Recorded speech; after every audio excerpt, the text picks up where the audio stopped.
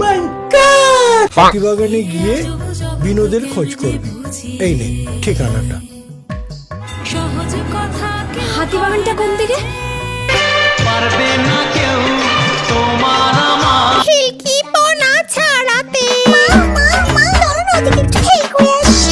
এমন না, চল চল খেল করে আসি।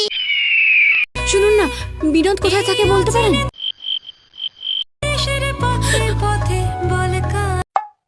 So beautiful, so elegant, just looking like a wow. ঠাকুরমশাই, আপনি বিনোদকে চেনেন? বাবারে,